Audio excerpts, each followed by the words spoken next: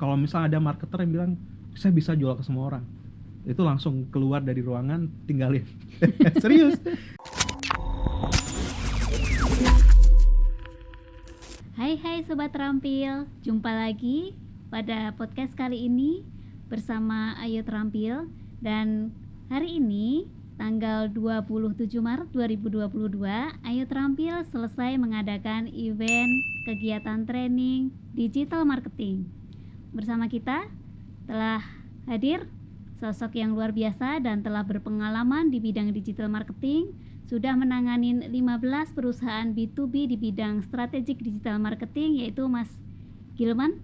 Halo, Apa kabar Mas Gilman? Alhamdulillah baik-baik, Bu Prab. Alhamdulillah, luar biasa ya. Luar Hari ini biasa. tadi pesertanya antusias, Ya, bahkan durasinya nambah nambah 1 jam. 1 jam karena pesertanya banyak yang aktif dan Yes. bertanya. Betul. Itu yang paling seru sih di training ya, karena pesertanya kritis dan selalu bertanya hal-hal yang bisa mengasah saya juga sebagai trainer untuk kasih tahu apa sih tips yang lainnya selain yang ada di materi.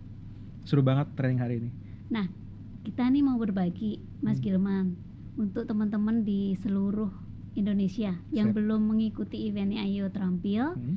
supaya pada bisa mendapatkan informasi lebih detail nih mengenai digital marketing. Oke. Nah, Mas Gilman bisa nggak diceritakan atau disampaikan kepada teman-teman mengenai digital marketing itu sebenarnya apa sih? Siap. Makro apa? Terus sebenarnya bukannya udah lama ya, tapi kok kayaknya baru gencar sekarang. Benar Mas banget. Gilman bisa ceritain nggak kepada teman-teman? Tentu, pertama-tama teman-teman yang belum ikutan training ini, Anda melewatkan kesempatan yang menarik ya, karena tadi itu seru banget saya kasih in detail seperti apa digital marketing, kemudian kita eksperimen langsung kan. Jadi kalau ditanya digital marketing itu apa, sebenarnya itu adalah proses menangkap demand ya, dari proses menangkap demand secara digital via internet. Internet kan banyak banget tuh, biasa jadi dari sosial media, SEO, ads dan lain-lain. Nah, masalahnya dan yang kita bahas di sini adalah gimana caranya marketing itu kan proses dari tahap awareness buat produk yang baru, kemudian kita menimbulkan janji, kemudian janji itu menimbulkan harapan dan menemukan minat sampai akhirnya orang itu beli dari interaksi digital kita. Basically secara definisi digital marketing itu. Intinya kalau kita bisa summary-kan, proses menangkap demand secara digital. Seperti itu. Artinya aktivitasnya yang biasanya offline, Yes. ketemu langsung door to door atau ketemu muka, Hmm. kita rubah nih Ya, menjadi dalam bentuk digital. Which is itu lebih efisien karena kita bisa mengkontrol target market kita bisa membayar hanya yang kita mau, targetnya yang kita mau untuk sasar gitu. Kemudian jangkauannya juga lebih besar karena kan semua orang di Indonesia tuh ada 175 juta orang yang sudah memakai internet, meaning ada 175 juta orang yang bisa kita sasar secara digital dalam konteks marketing gitu. Ya, keren ya. Jadi artinya segmennya bisa lebih luas. Betul. Dan dari sisi biaya gimana itu, Mas? Biayanya pasti lebih murah. Ada riset yang tadi juga saya share di kelas, untuk mencapai 2000 audience kalau pakai traditional marketing, conventional marketing, itu bisa sampai 10 juta, 14 juta. Sedangkan kalau misalnya di digital marketing, itu cuman hanya kurang dari 1.400.000, 2000 audience. Bisa memakai sosial media atau bisa memakai ads ya, bisa jadi itu dari Google, LinkedIn, Instagram dan lain-lain. Bayangin loh, 2000 audience 14 juta di konvensional, 2000 audience kurang dari 1.400.000 di digital. Jadi sangat-sangat efisien gitu. Artinya sebenarnya digital marketing itu sekarang harus ya dimiliki oleh semua segmen usaha untuk melakukan efisiensi dan pengurangan secara effort. Benar Iya. nggak? Kalau misalnya perusahaan yang mau mendapatkan lebih banyak dengan biaya yang lebih sedikit, ya harus. Tapi kalau enggak, ya silahkan lanjutkan dengan marketing strategi atau aktivitas yang sekarang. Mana tahu juga efektif kan. Tapi kalau misalnya mau lebih efektif, coba deh pakai digital marketing. Nah, supaya benar nih Mas belajarnya, itu mesti tahu ilmu apa dulu nih untuk bisa paham digital marketing dan bisa mengaplikasikannya. Oke, ini sangat menarik. Karena basically digital marketing itu adalah aktivitas marketing yang berada di dunia digital, yang ada di dunia online. Pertama-tama yang harus kita ketahui adalah marketingnya sendiri. Banyak bahkan marketer yang belum mengerti marketingnya sendiri. Belum kita ngomongin yang pakai teknologinya, pakai digitalnya ya. Jadi marketing itu setidak-tidaknya harus mengetahui siapa customernya. Nah, tadi kalau di training kita udah bahas tentang user persona gitu kan. Jadi kita detailin demografinya, psikografinya, kemudian kita detailin juga kan tadi behaviornya seperti apa. Sehingga kita tahu nih, oh target audience kita tuh seperti ini, target user kita seperti ini. Sehingga nanti aktivitas marketing kita lakukan, mau online, mau offline gitu kan. Apalagi online, itu bisa didesain sedemikian rupa untuk menyasar target yang seperti tadi. Itu yang pertama. Yang kedua, kita harus tahu kita positioningnya seperti apa. Karena kan produk atau service kita itu banyak banget kompetisinya di luar kan. Meaning ada perusahaan yang kayak kita mirip-mirip dan itu jangan-jangan playernya banyak banget. Apa yang membuat kita berbeda? Bagaimana cara kita memposisikan diri di antara orang-orang yang lain? Mesti unik ya. Mesti unik, dan kita harus mengkomunikasikan uniqueness itu kepada orang lain sehingga orang lain ingat, oh ternyata di perusahaan ini posisinya seperti ini. Simpelnya kayak tadi saya juga share gitu kan, apa bedanya Lifebuoy dengan Dove gitu kan. Sama-sama sabun cair padahal ya. Kalau Lifebuoy itu sabun cair untuk kesehatan ya kan. Makanya bentuk desainnya juga kayak kotak gitu, nggak begitu estetik ya. Terus logonya juga logo kayak palang merah gitu kan, warnanya warna merah sama putih, clean gitu kan. Dan kalau misalnya kita cium baunya atau harumnya itu kayak bau-bau rumah sakit. Karena Lifebuoy itu adalah sabun untuk kesehatan. Sedangkan kalau kita bandingkan nih dengan Dove gitu ya, Dove itu estetikanya tuh bagus banget, wanginya harum gitu kan, sweet gitu kan. Terus kalau misalnya kita pakai Dove, seakan-akan kita tuh lagi habis pakai Dove kita jadi lebih cantik gitu kan. Kalau kita pakai Lifebuoy kita lebih bersih. Tapi kan bukan berarti kita pakai Dove kita nggak jadi bersih kan. Bukan berarti kita pakai Lifebuoy kita jadi nggak kerasa lebih cantik gitu kan, lebih bersih lah ya. Nah, jadi sebenarnya kita mau positioning seperti apa? Bahkan sama-sama sabun cair gitu kan, tapi perbedaannya tuh jelas. Satu untuk sabun kesehatan untuk keluarga Lifebuoy gitu ya. Satu lagi sabun untuk kecantikan. Ini sebutin brand nggak apa-apa ya? Nggak apa-apa. Contoh nyata soalnya. Padahal nggak di-endorse ya. Nggak di-endorse ya. Yang ketiga apa? Nah, yang ketiga kalau udah tahu user persona atau targetnya, yang kedua adalah positioningnya. Kemudian kita harus tahu juga segmentasinya. Segmentasinya itu basically, tadi kan kita udah tahu personanya. Segmentasinya ini untuk orang-orang yang kayak gimana gitu kan. Untuk tadi kan orang profilnya. Kalau ini tuh jangkauan orangnya seperti apa? Apakah dia jangan-jangan usianya bisa dari 18 sampai 25 tahun, apa jangan-jangan dia bisa 25 tahun sampai 30 tahun, apa jangan-jangan dia hanya untuk profesional yang udah bekerja selama 5 tahun ke atas gitu. Kita harus tahu itu dulu sih sebagai marketer. Kita harus tahu siapa customer kita, siapa gimana positioning kita sama segmentasi kita seperti apa. Kalau kita udah tahu hal itu, baru tuh kita bisa melakukan untuk menjangkau customer ini. Dengan positioning ini kita bisa melakukan apa? Apakah kita bisa melakukan promosi itu misalnya diskon atau apa segala macam. Mungkin jangan-jangan gara-gara si target user market kita ini adalah mahasiswa yang price sensitive. Ya, jadi kalau mahasiswa price sensitive maka strateginya adalah untuk membuat promo sebanyak mungkin dengan harapan kita menjangkau sangat banyak mahasiswa. Tiap tahun kan pasti menambah kan, dengan kuantitasnya itu relevan kalau misalnya kita pakai promo yang ada gitu. Jadi walaupun agak sedikit berkurang profit marginnya, tapi kuantitas mahasiswanya kita naikin gitu. Kalau misalnya kita udah tahu ya targetnya, positioningnya dan segala macamnya, dan lain sebagainya. Makanya 3 hal itu sangat penting untuk marketing. Setelah itu baru kita masukin ke digital marketing. Baru ke digitalnya. Baru digitalnya itu baru marketing doang. Kalau digital marketing kita harus tahu orang-orang tadi itu adanya di mana secara online, secara digital gitu kan. Kemudian mereka tuh suka berinteraksi di dalam dunia digital seperti apa? Dan melalui media platform apa? Melalui media platform apa? Ada yang melalui Instagram, ada yang melalui Twitter, ada yang melalui YouTube dan lain. Ibaratnya kayak gini Bu Pram, kita suka hangout ya. Ada yang suka hangout di GI dong, ya kan? Ada yang suka hangout di Setiabudiwan misalnya, mall-mall gitu kan. Ada yang sukanya di Plaza Indonesia, ada yang mungkin di Sunter Mall. Nah, platform-platform itu sama juga. Orang-orang yang berada di Twitter belum tentu mereka suka berada di Instagram. Orang-orang yang ada di Instagram belum tentu mereka suka berada di YouTube gitu. Jadi kita harus tahu tempat mainnya mereka di mana, gitu kan? Orang-orang yang ada di YouTube misalnya, itu belum tentu mereka berada di LinkedIn. Gitu. Berarti mesti melakukan riset dulu dong. Yes, harus melakukan riset dulu. Makanya semuanya pasti kita harus riset sih kalau di digital marketing. Setelah itu udah tahu mereka mainnya di mana gitu kan, platform mana aja, baru deh kita bisa tentuin strateginya. Apakah kita mau memakai search engine optimization kalau mereka sering searching itu di Google gitu kan, atau kita pakai ads-nya banyak banget kan, ada di Google, ada di LinkedIn, ada di Instagram, lain-lain, tergantung mereka mainnya di mana lagi.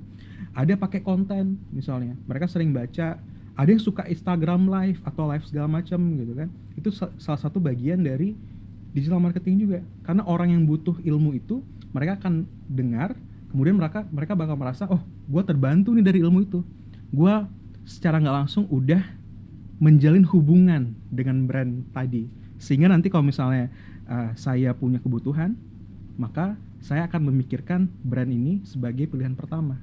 Nah, itu contohnya paling gampang ya, simple ya. Nah, ini kan sebenarnya banyak media atau mungkin YouTube dan website yang membahas tentang bagaimana tips sukses digital marketing. Nah, kadang kan ada juga nih teman-teman yang udah banyak buang-buang duit entah di Google Ads, di FB Ads, atau di ads yang lain, tapi hasilnya nggak signifikan. Nah, supaya hasilnya bagus, juga cost-nya juga tidak melebihi dari yang seharusnya, itu mungkin ada tips and tricks-nya, Mas. Bisa diinfokan nggak? Bisa banget. Setiap platform atau aktivitas marketing yang kita pakai itu bakal berbeda ya, technicalities-nya. Tapi karakter dari setiap aktivitas digital marketing yang kita lakukan itu pasti sama. Pertama adalah kita harus riset mendalam. Seorang digital marketer itu kalau mereka nggak riset, itu tidak layak dipanggil sebagai marketer ya. Saya bilang kayak gini berani banget karena memang faktanya seperti itu. Orang yang bisa buat satu copywriting ads itu butuh ngobrol dengan dengan customer ya, calon customer itu sampai berhari-hari, supaya dia tahu gimana pain-nya, supaya dia tahu gimana ekspektasinya, supaya dia tahu specific needs-nya apa, kenapa kita jadi pilihannya dia gitu.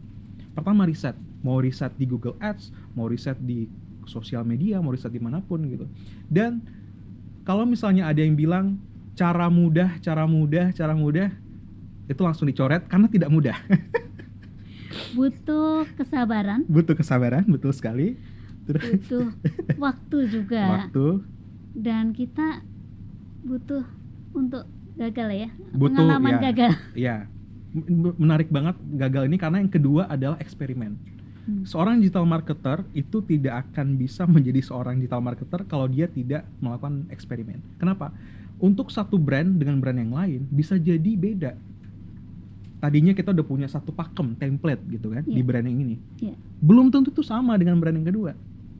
Jadi bayangin kita nggak bisa asal copy paste aja cara cara spesifiknya, frameworknya iya bisa, tapi caranya beda. Bisa jadi keywordnya beda, bisa jadi ada tweak yang lain, hal-hal yang harus kita perbaiki atau kita berubah untuk brand satunya. Itu tidak akan pernah kita bisa temukan kecuali kita melakukan eksperimen. Nah, berarti yang pertama riset. Gak ada cara yang mudah, lupakan itu. Caranya bakal butuh kesabaran, butuh gagal, butuh effort segala macam. Berapa lama biasanya itu? Tergantung kita mau gagal berapa sering dan berapa besar. Tergantung kita mau se-experience apa ya? Betul. Tergantung kita mau effort risetnya sejauh apa. Banyak digital marketer yang kita buat asumsi aja nih untuk cari audience profile gitu kan. Tapi digital marketer yang itu dia sampai nelpon, sampai ketemuan dengan audiensnya ya, dengan customernya, dia nanya beneran gitu. Banyak pertanyaan yang signifikan dan krusial untuk bisa menjual produk ini ke orang-orang seperti dia. Nah, kalau misalnya teman-teman ketemu dengan orang kayak gitu, langsung deh ikutan apapun yang dia tawarkan, karena itu baru beneran digital marketer atau marketer yang tepat. Kemudian dia juga orangnya bisa menjelaskan dengan baik gitu kan, karena banyak hal yang teknikal tapi orang tidak mengerti juga untuk apa gitu kan. Nah yang terakhir adalah kita selalu update beberapa, karena marketing itu dinamikanya luar biasa. Saya ulang lagi ya, baru seminggu yang lalu algoritma Instagram tuh berubah. Tadinya feed itu berdasarkan apa yang kita like, sekarang feed Instagram itu berdasarkan kita bisa milih yang kita follow itu feednya bakal muncul atau yang favorit kita bakal muncul. Jadi bisa kita seleksi feed kita tuh munculnya apa aja, bukan ditentukan oleh algoritma Instagram. Itu akan berpengaruh pada orang-orang yang melakukan social media marketing di Instagram. Artinya dengan update pola, ilmunya berubah lagi ya. Ilmunya bisa berubah lagi. Makanya digital marketer tuh sangat dinamis. Bisa jadi nanti 2 bulan lagi akhir tahun 2022 gitu ya, itu bisa berubah lagi, LinkedIn algoritmanya berubah. Belum lagi nanti 5 tahun lagi ada metaverse, luar biasa. Nah, jadi harus selalu update, harus selalu belajar terus kita ya. Nggak boleh stagnan, nggak boleh berhenti. Gue udah tahu hal ini, nggak bisa kayak gitu.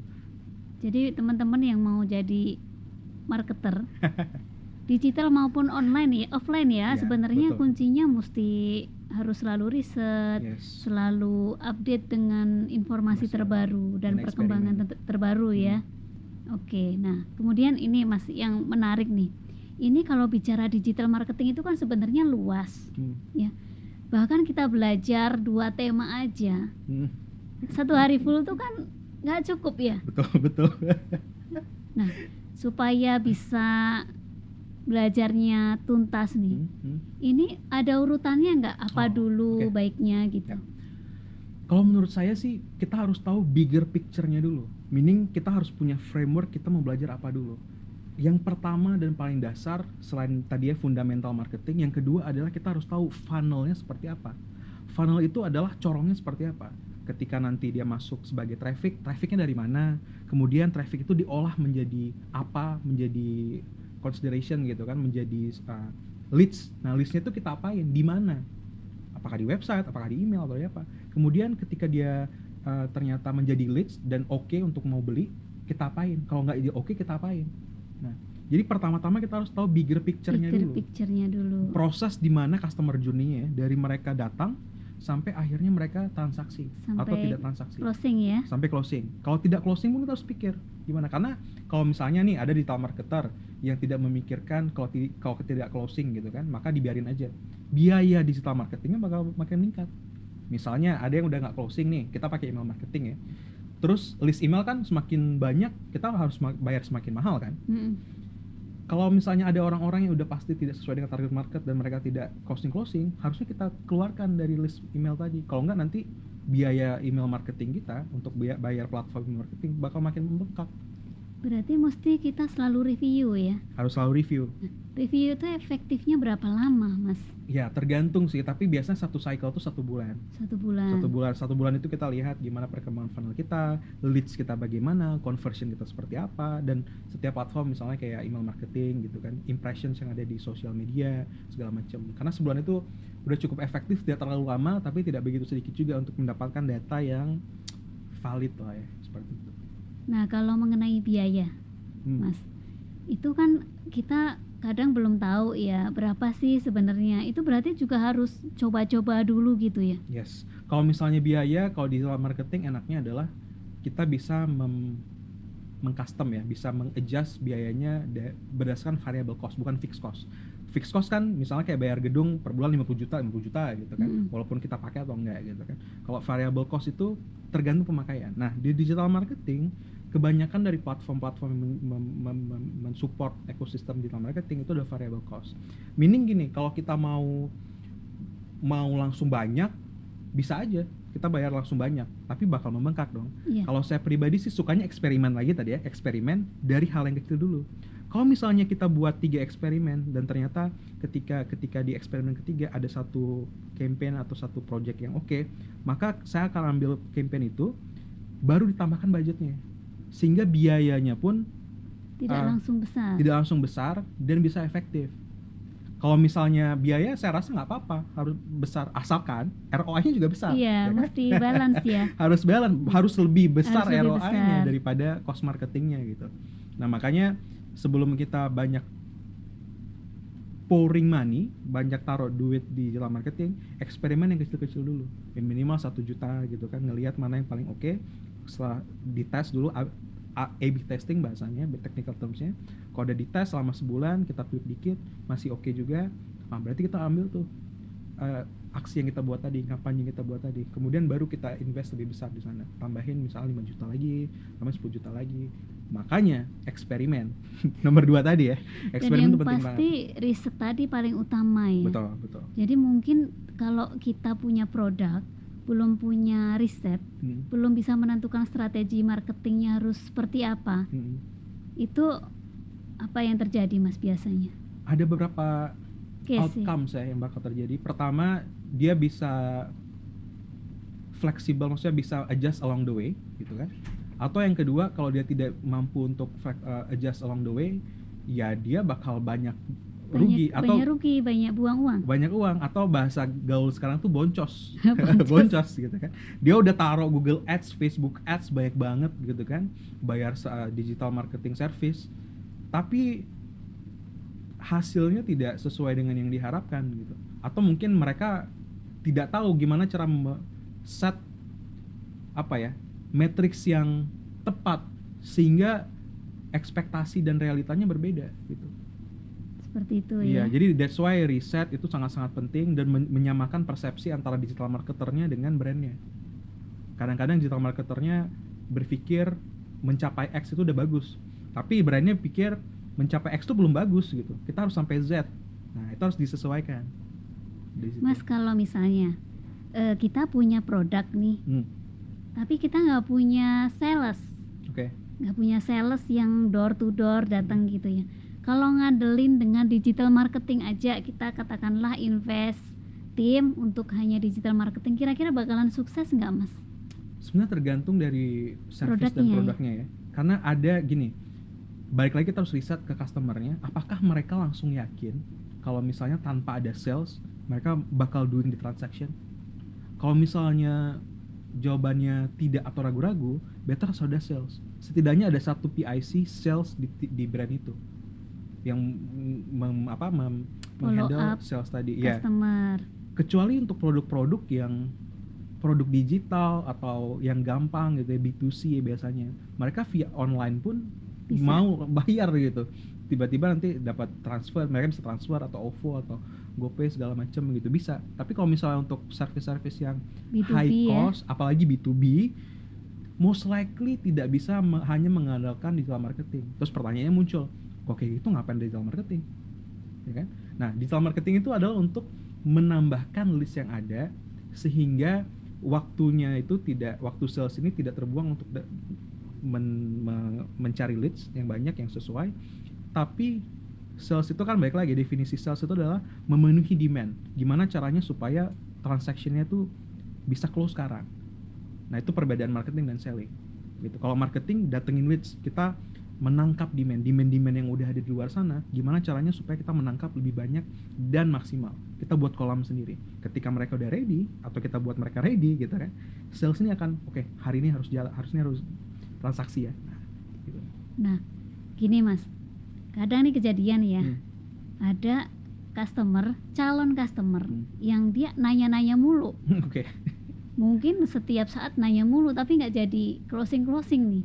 Ini baiknya udah tinggalin aja, nggak usah diladenin. Apa ada yang harus kita lakukan dulu Mas? Kalau saya pribadi bakal melakukan apa yang bisa kita kontrol, meaning kita tanya kenapa dia belum do transactional gitu kan. Apakah dia belum mengerti value dari kita? Apakah dia ternyata tidak sesuai dengan target market kita, ya kan? Ataukah apakah dia nggak bisa bayar servisnya kita, gitu kan? Nah, kita harus tanyakan itu dulu.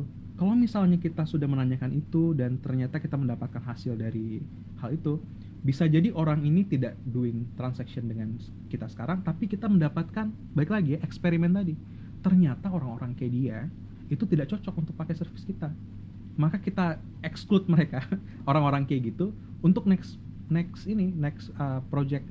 next project tapi next campaign atau next marketing activities. Jadi setiap kali ada orang yang tanya-nanya kayak gitu, menurut saya sih nggak apa-apa ya, karena kita bisa tahu, oh ternyata orang-orang kayak gini tuh tipikal orang kayak gini, tipikal yang kita hindari. Jadi memang customer itu ada yang bagus, ada yang Betul. memang ini bukan segmen kita. Betul, karena kita nggak bisa jualan ke semua orang. Kalau misalnya ada marketer yang bilang saya bisa jual ke semua orang, itu langsung keluar dari ruangan, tinggalin. Serius, nggak bisa. Ada satu orang jualan product for everyone is product for no one. Itu bahasa gampang ya. Kita punya service yang bisa jual ke semua orang, itu kita nggak bisa jual ke siapapun. Itu hukum yang pertama dari marketing. Artinya Makanya kita harus tahu segmented tadi ya. ya, tadi segmentednya seperti apa, segmentasinya seperti apa. Semakin kita approach banyak orang, prospek, semakin tahu, oh kalau misalnya orang yang kayak gini bukan jadi prioritas, maka nanti orang-orang yang kayak orang yang sering doing transaction itu adalah orang yang kita cari gitu. Jadi kan lebih enak. Jadi insight yang kita dapat dari orang-orang yang sering nanya-nanya tadi itu sebenarnya berharga bagi marketing. Kalau misal udah tahu, misal kita udah tahu nih insight-nya, kemudian kita dapetin orang kayak gitu, next time ya tinggal ditinggalin.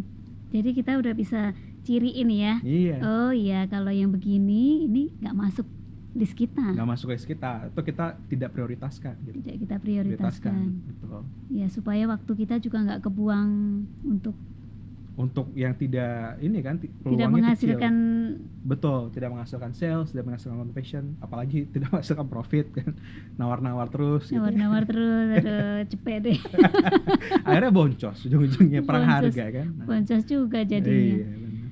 Baik, kayaknya nih kalau bicara soal digital marketing itu kita nggak ada habisnya. Oh iya pasti.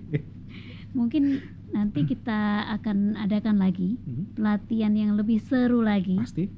dan yang lebih menarik, dan pastinya teman-teman akan punya exercise yang lebih dari yang hari ini ya. Iya. Dan pasti Betul. juga hasilnya akan lebih dong. Betul. Kita sambung lagi. Boleh, nanti Next kita sambung time, lagi Mas next episode. Gilman, mudah-mudahan teman-teman yang di luar sana yang belum paham mengenai digital marketing atau ingin perusahaannya pengen dilihatin nih gimana strateginya, apakah sudah benar atau belum, nanti bisa hubungi di Ayo Terampil. Kita sambung di next episode. Kita akan bahas apa lagi ya mengenai digital marketing. Tunggu di podcast berikutnya. Jangan lupa like, subscribe, dan komen di www.ayoterampil.com. Terima kasih. Assalamualaikum.